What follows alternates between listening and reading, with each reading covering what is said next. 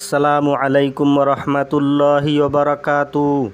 সম্মানিত ভিউয়ার্স, আজ আলোচনা করব পবিত্র কোরআনের পথ ছাড়া সকল পথই যে শয়তানি পথ, তা আজকের এই আলোচনা শুনলে বুঝতে পারবেন। আপনাদেরকে অনুরোধ করছি ভিডিওটি স্কিপ না করে শুরু থেকে শেষ পর্যন্ত শুনুন। দেখুন দরদি, যতদিন বেঁচে থাকব শুধু কোরআনের পক্ষেই কথা বলে যাব, সত্যের পক্ষেই সর্বদা কথা বলতেই থাকব। হকের জন্য বা সত্যের জন্য যদি জীবন চলে যায় তবুও তার জন্য কোনো আফসোস নেই, কেননা দয়াময় আল্লাহ বলেছেন, যারা বিশ্বাসী তারা আল্লাহর পক্ষে জিহাদ করে, পক্ষান্তরে যারা কাফির তারা লড়াই করে শয়তানের পক্ষে। সুতরাং তোমরা জিহাদ করতে থাকো শয়তানের পক্ষাবলম্বনকারীদের বিরুদ্ধে। নিশ্চয় শয়তানের চক্রান্তই দুর্বল। সূরা নিসা আয়াত নাম্বার ৭৬। এখানে কোন জিহাদের কথা আল্লাহ বললেন যে তোমরা জিহাদ করতে থাকো? এই জিহাদ অন্য কোনো ধর্মাবলম্বীদের বিরুদ্ধে নয়, এই জিহাদ হচ্ছে সত্যের পক্ষে ও মিথ্যার বিরুদ্ধে। এই আয়াত বারবার আমাকে উৎসাহিত করে দেয় হকের পথে জিহাদ করার জন্য।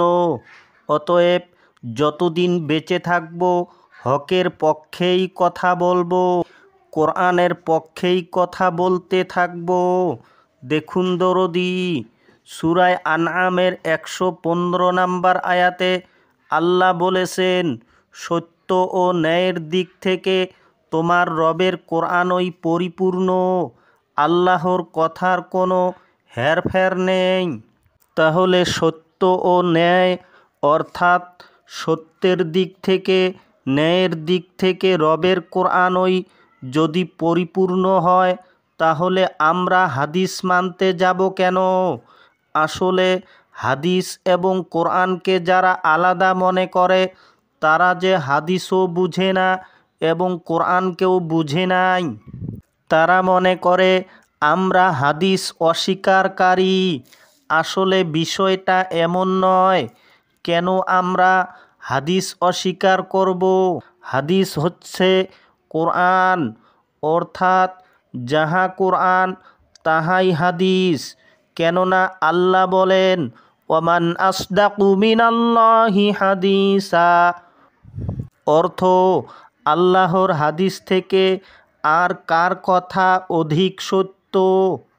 আল্লাহর এই হাদিস আমরা পেয়েছি মহানবী সাল্লাল্লাহু আলাইহি ওয়াসাল্লামের পবিত্র মুখ থেকে। তাই আল্লাহ বলেন, ইন্নাহু লাকাউলু রাসূলিন কারীম, অর্থ নিশ্চয় এই কোরআন সম্মানিত রসুলের বাণী। তাই কোরআন মানলেই নবী মানা হয়ে যায়, কেননা আমার নবী কখনো নিজ থেকে কথা বলেননি।